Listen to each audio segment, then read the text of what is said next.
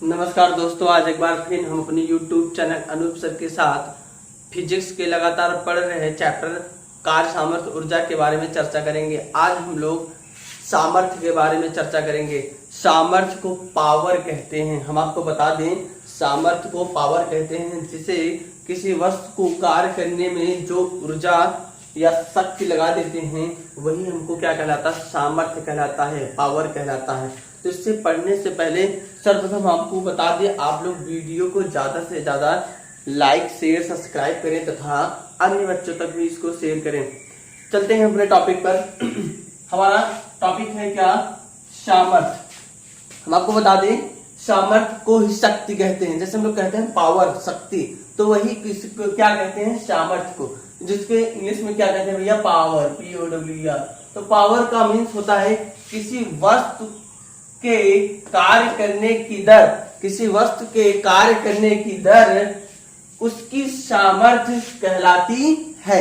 मतलब कोई हम काम करते हैं तो वही कार्य करने की दर उसकी क्या कहलाती है भैया? शक्ति कहलाती है, सामर्थ्य कहलाती है। इसे P से प्रदर्शित करते हैं। इसे किसे प्रदर्शित करते हैं?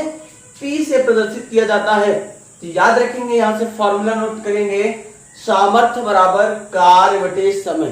सामर्थ्य बराबर कार्य बटे समय, जिसे हम लोग आगे चल के क्या पढ़ते हैं? शक्ति। शक्ति बराबर कार्य बटे समय, ये भी याद कर लेंगे, ध्यान रखेंगे। अब यहां से पूछा जाएगा शक्ति को किससे डिनोट करते हैं? शक्ति को P से डिनोट करते हैं। यहां पे लिखेंगे जहां P बराबर शक्ति या आपका हो जाएगा भैया क्या? सामर्थ्य। और दूसरा जहां आपका अगला नेक्स्ट होगा वर्क, W को क्या कहते हैं? कार्य। W को क्या कहते हैं? कार्य। कार्य क्या मात्रक क्या होता है? जूल होता है। याद रखते जाएंगे। और यहां से शक्ति या सामर्थ्य का मात्रक वाट होता है। क्या होता है? वाट। जैसे कहते हैं ना, कितने वाट बिजली का व्यय हुआ, तो वाट जब ऊर्जा का मान ह्रास होगा तो वाट के रूप में आ जाएगा। अब यहां देखिए समय, समय को किससे लिखते हैं? T से लिखते हैं। इसका मात्रक क्या होता है भैया? सेकंड। क्या होता है? सेकंड। याद रखेंगे, ये मोस्ट इंपॉर्टेंट है। जहां पे P शक्ति या सामर्थ्य है, W कार्य है और T सेकंड है। और आप जानते हैं समय को सेकंड में नापते हैं, कार्य को किस में नापते हैं? जूल में। किस में नापते हैं? जूल में। आप देखिए, अच्छे से जो नहीं समझ में आता आप हमें कमेंट बॉक्स में जरूर कमेंट करके बताएं हमें कौन सी टॉपिक नहीं समझ में आया या क्या कमी है वीडियो में। चलते हैं हम आगे नेक्स्ट टॉपिक पे पढ़ें। अब यहां से ये हमको पता हो गया। अब हम यहां से इसका मात्रक निकालते हैं, यूनिट निकालते हैं। इसको इरेज कर देते हैं, आप शॉर्ट स्क्रीन ले सकते हैं भी हैं। चलिए ठीक है।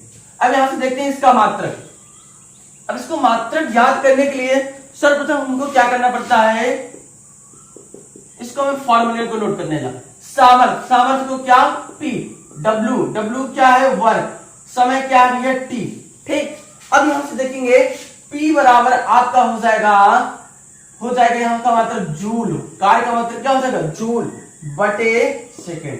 तो यहां से इसका मात्रक आया, शक्ति का मात्रक क्या है? जूल बटे सेकेंड। जूल बटे सेकेंड या P डायरेक्ट हम P को क्या कर सकते हैं? वाट। ये P का मात्रक क्या कहलाता है? या जूल बटे सेकेंड कहो या वाट कहो। तो यहाँ पे वाट बराबर क्या हो जाएगा? जूल बटे सेकेंड। क्या होगा? जूल बटे सेकेंड। अच्छे से इसको नोट कर लीजिए। टेट एग्जाम में मोस्ट इंपॉर्टेंट होते हैं सभी वनडे एग्जाम में। TET, UP TET, C TET और तमाम SSC के एग्जामों में ये सारे क्वेश्चंस पूछे जाते हैं इसी टाइप के फॉर्मूले पे। अब हम चलते हैं इसका सबसे छोटा मात्रक, जो इसका मापन होता है पावर, सबसे छोटा मान, इसको नापने की एक इकाई होती है, वो क्या होती है? वाट होती है। क्या होती है? वाट होती है। लेकिन जो बड़े इकाई होते हैं वो किलोवाट होते हैं और मेगावाट होते हैं। आप हमेशा याद रखेंगे, इसका जो छोटा मात्रक होता है ये क्या होता है? जो छोटा मात्रक होता है शक्ति का, वो वाट होता है। क्या होता है? वाट होता है। लेकिन जो बड़ा मात्रक होता है आपका, जो इसका बड़ा मात्रक होता है वो क्या होता है? मेगावाट और किलोवाट। क्या होता है? किलोवाट। आप हमेशा याद रखेंगे 1 मेगावाट बराबर 10 घाते 6 वाट। यानी नोट करेंगे 1 मेगावाट बराबर 10 घाते 6 वाट और 1 किलोवाट बराबर 10 घाते 3 वाट। अच्छे से देखिएगा, अगर आपसे कोई पूछे शक्ति का छोटा मात्रक क्या होता है, तो छोटा मात्रक आप बताएंगे वाट होता है, लेकिन जो बड़ा मात्रक होता है वो किलोवाट तथा मेगावाट होता है। तो अगर पूछा जाएगा 1 मेगावाट बराबर क्या होता है, 10 घाते 6 वाट और 1 किलोवाट बराबर 10 घाते 3 वाट। अब इनका यूज तो बड़े बड़े पैमानों पे किया जाता है, जैसे बड़ी बड़ी शादियां अटेंड होती हैं इस समय, तो वहां पे बड़े बड़े लाइट ऊर्जा का हरासमेंट होता है, तो वहां पे मेगावाट किलोवाट का प्रयोग करते हैं। ये रसायन खानों में वहां पे प्रयोग किए जाते हैं, विद्युत विभागों में मेगावाट किलोवाट के वायर होते हैं, ये तमाम प्रकार के किए जाते हैं। और घरों में छोटे लाइट बल्ब यूज करने के लिए हम लोग वहां पे वाट का प्रयोग करते हैं। याद रखेंगे, अगर आपसे कोई बड़ा मात्रक पूछेगा तो आप बताएंगे क्या होता भैया, मेगावाट था किलोवाट। अगर छोटा मात्रक पूछेगा तो सिर्फ क्या बताएंगे, वाट बताएंगे, सिर्फ क्या बताएंगे, वाट। याद रखेंगे। अब यहाँ इसको हम इरेज कर देते हैं। अब हम लोग अगले टॉपिक पे इसी पे चलते हैं। यहां पे होता अश्वशक्ति। याद रखेंगे, अश्वशक्ति जैसे कहते हैं घोड़े की शक्ति, इसको इरेज कर दे रहे हैं। अब हम लोग पढ़ेंगे अश्वशक्ति के बारे में, जिसे कहते हैं एचपी, हार्स पावर। क्या कहते हैं भैया, एचपी, 1 एचपी, जिसे क्या बोलते हैं, अश्वशक्ति। अगर आपसे कोई पूछे 1 अश्वशक्ति किसके बराबर होता है, तो हमेशा आप याद रखेंगे 1 अश्वशक्ति बराबर होता है 746 वाट। क्या याद रखेंगे, अगर 1 हार्स पावर पूछ लेगा किसके बराबर होता है, 746 वाट। तो आप याद रखेंगे, जनरली याद रखेंगे, जो घरों में पहले बल्ब होता था, जो 10 रुपए का बल्ब होता था, वो 100 वाट का होता है जनरली। लेकिन वही 100 वाट, अब देखिए 100 वाट का अगर 1 एचपी का आप मोटर लेते हैं तो पानी को कितनी अच्छे स्पीड से उठाकर बाहर निकालता है, लेकिन वही 7 बल्ब आप लगा दोगे तब जाकर 1 एचपी के बराबर हो जाएगा। तो आप सोचिए कि विद्युत का कितना नुकसान हो रहा था, बहुत ज्यादा नुकसान हो रहा था। लेकिन धीरे धीरे साइंटिस्ट, विज्ञान बदला, उसके नवीनीकरण आए, तो उन्होंने नए नए एलईडी बल्ब को खोज निकाला, जो 7 वाट, 5 वाट, 2 वाट, 0 वाट के भी बल्ब निकाल दिए, जो लाइटों को बहुत बहुत नाम मात्र में खर्च करते हैं। ठीक, तो आप भी क्या करेंगे, आप हमेशा लाइट को बंद रखिए, जरूरत हो तभी लाइट को चालू रखिए। अब देखिएगा 1 एचपी बराबर 746 वाट होता है। ठीक, यहां से आप इसको याद रखेंगे, एचपी क्या होता है, हार्स पावर। हार्स पावर किसमें यूज होता है, जो मोटर गाड़ियां चलती हैं वहां पे यूज होता है, जो लाइट, पंखे और जो आपके पानी निकालने वाले होते हैं, ट्रैक्टर, तमाम प्रकार के जो इंजन होते हैं, वाहन जितने होते हैं, सब एचपी के। कहते भैया कितने हार्स पावर की आपकी फील्ड मार्शल मशीन है या ट्रैक्टर है। तो जनरली आप याद रख लेंगे कि 1 एचपी बराबर 746 वाट।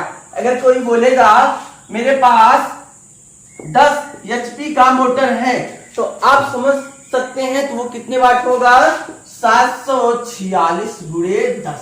तो जब यहाँ पे आप गुणा करेंगे 7460 वाट का वो हो जाएगा। कितने वाट की वो बिजली खपत करेगा, 7460 वाट का। तो याद रखेंगे 10 एचपी की कोई मशीन होगी तो वो इतने वाट की बिजली को क्या करेगा, खपत करेगा। अब यहां से पढ़ने से पहले हम लोग किलोवाट तथा वाट के बारे में समझ लेते हैं। अभी हमने आपको बताया, याद रखिएगा, एक अगर आपसे कोई पूछेगा, ये सब इंपॉर्टेंट है, आपसे कोई पूछेगा 1 किलोवाट, 1 किलोवाट घंटा, अगर आपसे कोई पूछ ले 1 किलोवाट घंटा में कितने आपके जूल होते हैं, ऊर्जा होते हैं, तो आप यहां से जनरली आराम से निकाल सकते हैं। अभी हमने आपको बताया 1 किलोवाट, किलोवाट में कितना होता है, 1000, 10⁻³ मतलब 1000। यहां पे लिखेंगे 1000। और देखिए घंटा है, याद रखेंगे 1 घंटे में टोटली कितने सेकंड हो जाएंगे? 1 घंटे में टोटली कितने सेकंड हो जाएंगे? 3600। कितने? 3600 सेकंड। अब यहां से देखिए हम लोग इसको सॉल्व करते हैं। वाट सेकंड ये हो जाएगा, यहां पूरा कर देंगे 36, 2 जीरो इधर है, 3 जीरो, तो टोटली 5 जीरो हो जाएगा। तो याद रखेंगे कितने? 5 जीरो। अब इसको हम डायरेक्टली क्या ले सकते हैं? 3.6 गुणे 10 घाते 6 क्या? जूल। याद रखेंगे मोस्ट इंपॉर्टेंट है। अगर आपसे कोई पूछे 1 किलोवाट में कितने जूल होते हैं तो याद क्या बताएंगे आप उनको? 3.6 गुणे 10 घाते 6 जूल। मोस्ट इंपॉर्टेंट है ये एग्जाम में तथा समस्त वनडे एग्जाम में इसका यूज होता है। अगर पूछा जाएगा 1 किलोवाट घंटा बराबर कितने जूल होते हैं तो आप क्या बताएंगे? 3.6 गुणे 10 घाते 6 जूल। ठीक, अब आगे चलते हैं। अब यही बात आती है, अगर पूछ लिया जाएगा 1 वाट घंटा, 1 वाट घंटा बराबर कितना होगा? तो नॉर्मली सी बात है 1 वाट घंटा टोटली आप क्या कर देंगे? 1 वाट में कितना होता है आपका? 1 वाट भैया 1 है गुणे 1 घंटा 3600। ठीक, तो टोटली कितना आ जाएगा? 3600 जूल। ये एकदम मोस्ट इंपॉर्टेंट है ये। अगर आपसे कोई पूछेगा 1 वाट घंटा बराबर 3600 जूल, अगर आपसे कोई पूछेगा 1 किलोवाट घंटा बराबर 3.6 गुणे 10 घाते 6 जूल। अब हम लोग अगले टॉपिक की चलते हैं। देखिएगा अगला टॉपिक हमारा क्या है? यदि वहां पे हम लोग बल पढ़े थे, फोर्स, बल बराबर F इंटू एस, और यहां से एक फॉर्मूला पढ़े हैं P बराबर W/T। शक्ति और बल का दोनों जब कॉम्बिनेशन करते हैं तो हमको क्या प्राप्त होता है उसी के बारे में हम लोग चर्चा करेंगे। आप इसको अच्छे से देख लीजिए। जहां नहीं समझ आता है आप हमें कमेंट बॉक्स में जरूर कमेंट करके बताएं और वीडियो को शॉर्ट स्क्रीन ले लेंगे। ठीक, चलते हैं हम लोग। देखिएगा इधर कर देते हैं इसको। अब हम लोग सामर्थ्य तथा शक्ति जो पढ़े हैं दोनों का कॉम्बिनेशन करते हैं।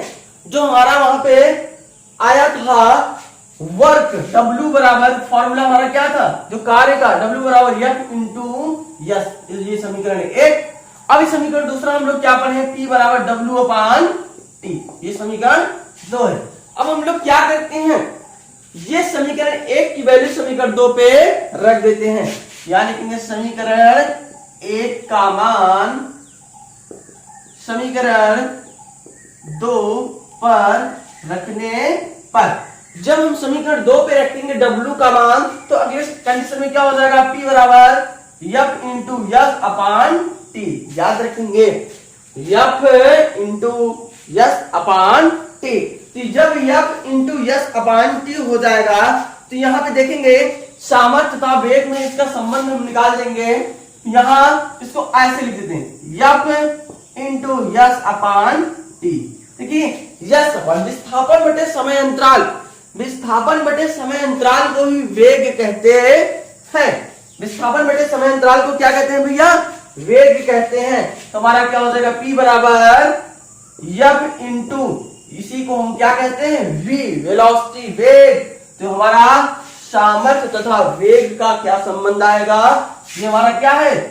सामर्थ्य तथा वेग में संबंध। क्या है? वेग में संबंध। तो वहां से हमारा संबंध क्या आएगा? P बराबर F इंटू V। याद रखेंगे मोस्ट इंपॉर्टेंट फॉर्मूला है।